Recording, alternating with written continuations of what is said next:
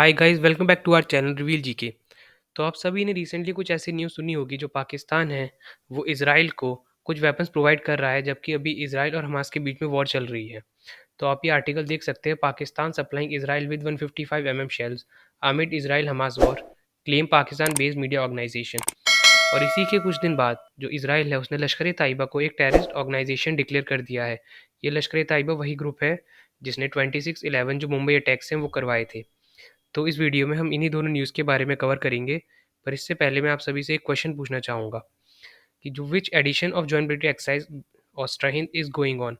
तो जो ऑस्ट्रा हिंद एक्सरसाइज है ये इंडिया और ऑस्ट्रेलिया के बीच में ट्राई सर्विस मिलिट्री एक्सरसाइज है। इसका इस साल कौन सा एडिशन हो रहा है? तो आपके ऑप्शन हैं सेकंड, फोर्थ, फिफ्थ या थर्ड।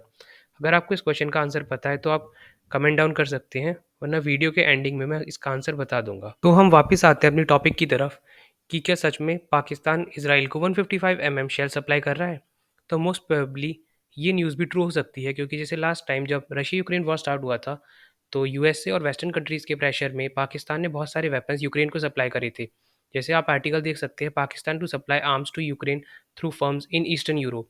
तो जैसे लास्ट टाइम हुआ था वैसे इस बार भी पाकिस्तान इसराइल को कुछ वेपन सप्लाई कर सकता है, जिसमें मोस्ट प्रोबेबली इस बार 155 के शेल्स हैं।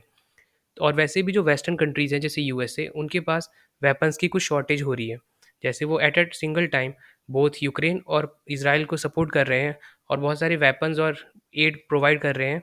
तो उनके पास बहुत सारे वेपन्स है या एम्यूनिशंस है, उनका बहुत ज़्यादा शॉर्टेज हो रहा है। तो जो पाकिस्तान है उसके पास बहुत सारे ऐसे वेपन्स हैं जो बोथ दी कंट्रीज़ यूज़ करती हैं। तो पाकिस्तान कुछ पैसे कमाने के लिए उन्हें ये सारे वेपन सप्लाई कर रहा है। पर इसमें सबसे बड़ी आयरनी की बात ये है कि जो पाकिस्तान है वो इसराइल को एक नेशन मानता ही नहीं है। उसके लिए इसराइल एग्जिस्ट ही नहीं करता इस अर्थ पे। पर फिर भी जो पाकिस्तान की आर्मी या कुछ एजेंट्स हैं वो एक सीक्रेट डील कर रहे हैं इजरायली आर्मी के साथ, और इन्हें 155 शेल सप्लाई कर रहे हैं। तो आप सभी के मन में एक क्वेश्चन चल रहा होगा कि ये 155 शेल्स है क्या? तो जो ये 155 शेल्स हैं ये एक तरीके का एम्यूनिशंस होता है जो अलग अलग मोर्टार और हाउट्जर्स यूज़ करते हैं। जो ये आपके सामने इमेज है ये 155 शेल्स की है। इसका जो साइज़ है वो 155 है। जो 150 मतलब इसका डायमीटर होता है। और इसकी जो हाइट है वो वेरी करती है अलग अलग वेपन्स के हिसाब से।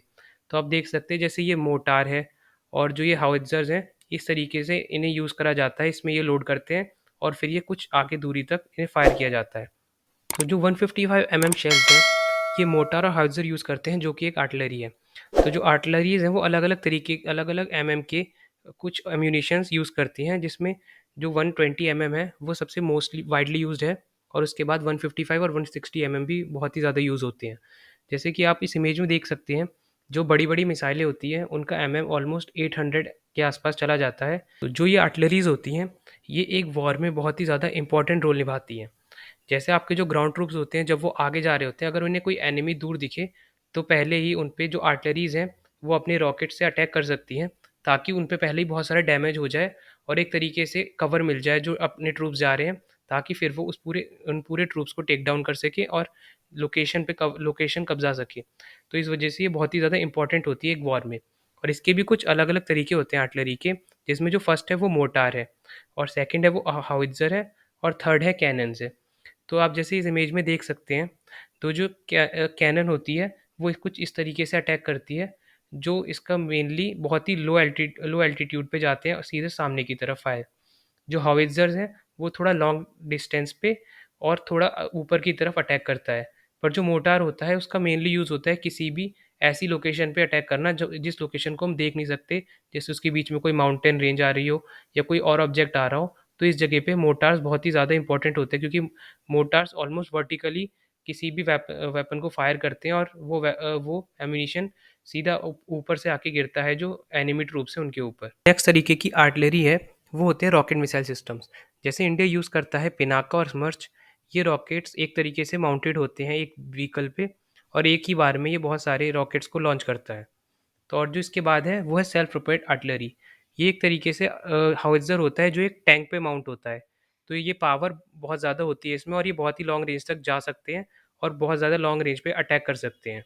तो जो पाकिस्तानी मीडिया है वो ये क्लेम क्यों कर रहा है कि पाकिस्तान ने कुछ ऐसे वेपन सप्लाई करे हैं?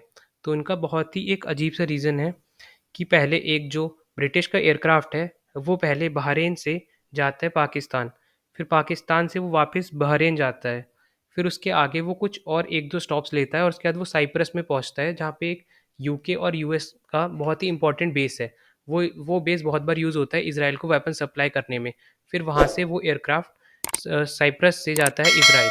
तो ये मीडिया क्लेम कर रहा है कि जो ये वेपन है, ये इसी एयरक्राफ्ट में थे और ये इस तरीके से डाइवर्ट कर रहे थे ताकि लोगों को लगे कि ये अपना कुछ काम से इधर-उधर जा रहे हैं। पर मोस्ट प्रोबेबली ये जो 155 mm शेल्स हैं, ये पाकिस्तान से लेके इज़राइल को सप्लाई करने जा रहे थे। जो ये 155 mm का शेल है, इसकी इज़राइल को ही बहुत ज़्यादा नीड्स हैं, इसलिए इज़राइल ने भी अभी जो एल्बिट सिस्टम एक कंपनी है, उन्हें ये 155 mm शेल्स बनाने के लिए कहा है। तो ये बहुत ज़्यादा चांसेस है कि पाकिस्तान ने ये शेल सप्लाई करे हों क्योंकि इज़राइल के पास अभी बहुत ही ज़्यादा शॉर्टेज हो रही है। और सेम शॉर्टेज यूक्रेन को भी देखने को मिल रही है क्योंकि जो यूएस के वेपन्स हैं, वो अब इज़राइल की तरफ ज़्यादा सप्लाई हो रहे हैं। इसलिए इन उनको भी बहुत सारे प्रॉब्लम्स फेस करने पड़ रहे हैं वेपन्स को एक्वायर करने के लिए। और दूसरी तरफ इज़राइल ने लश्कर-ए-तैयबा को एक टेररिस्ट ग्रुप डिक्लेयर कर दिया है, जबकि पहले ये नहीं मानता था। और जो इस इवेंट का टाइम है, ये बहुत ही इंटरेस्टिंग है, क्योंकि इज़राइल ये दिखाना चाहता है कि हम इंडिया को सपोर्ट करते हैं और इंडिया अभी दूसरी तरफ हमास को एक तरीके से टेररिस्ट ग्रुप डिक्लेयर करे।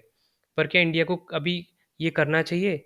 जो अभी दूसरा एक बहुत ही इम्पोर्टेंट टेरर ग्रुप है, जैश-ए-मोहम्मद, उसे इज़राइल ने अब तक एक टेरर ऑर्गेनाइज़ेशन डिक्लेयर नहीं किया है। तो अभी इंडिया को ये स्टेप लेने में बहुत ही ज़्यादा डिफ़िकल्टी होगी और अभी बहुत ज़्यादा सोच समझ के इंडिया को जो नेक्स्ट स्टेप है, वो इसमें लेना चाहिए। आप ये देख सकते हैं जो लश्कर-ए-तैयबा है, ये वही ऑर्गेनाइज़ेशन है जिसने 26/11 अटैक करवाए थे मुंबई में और इसका जो लीडर है वो है हाफ़िज़ सईद जो अभी भी पाकिस्तान में खुला घूमता है।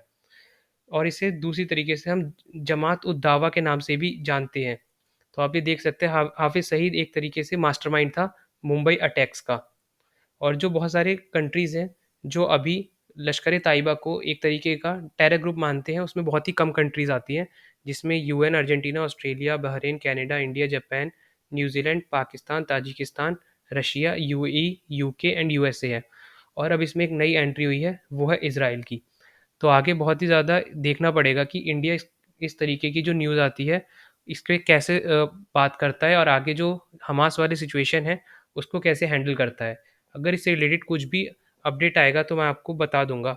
और हमने पहले ये वीडियो बनाई थी कि जो इज़राइल है, वो रिक्वेस्ट कर रहा है इंडिया को कि वो हमास को एक टेरर ग्रुप डिक्लेयर करे। और इसी के साथ जो इज़राइल ने अब डिक्लेयर कर दिया है, तो इंडिया को भी कुछ स्टेप्स लेने पड़ेंगे। ये बहुत ही इंटरेस्टिंग होगा देखना कि इंडिया हमास को एक टेरर ग्रुप डिक्लेयर करता है या नहीं करता। और उसके बाद हम आते हैं अपने क्वेश्चन पे वापस कि जो ऑस्ट्रा-हिंद एक्सरसाइज़ है उसका ये कौन-सा एडिशन है? यहाँ पे लिखा है जो ऑस्ट्रा-हिंद एक्सरसाइज़ है ये इंडिया और ऑस्ट्रेलिया के बीच में ट्राई सर्विस मिलिट्री एक्सरसाइज़ है और ये अभी पर्थ में हो रही है 22 नवंबर से 6 दिसंबर और ये इसका सेकंड एडिशन है। तो ये आप आर्टिकल देख सकते हैं कि Indian air force contingent leaves for Australia to take part in joint military exercise AustraHind 2023 और जो ये है ये इसका एक सेकंड एडिशन है। होप सो ये वीडियो आपको इन्फॉर्मेटिव लगी हो। अगर आपने अब तक चैनल को सब्सक्राइब नहीं करा है तो सब्सक्राइब कर लीजिए और इस वीडियो को लाइक कर दीजिए और डिस्क्रिप्शन में हमारे टेलीग्राम का लिंक है, आप उसे भी जॉइन कर सकते हैं।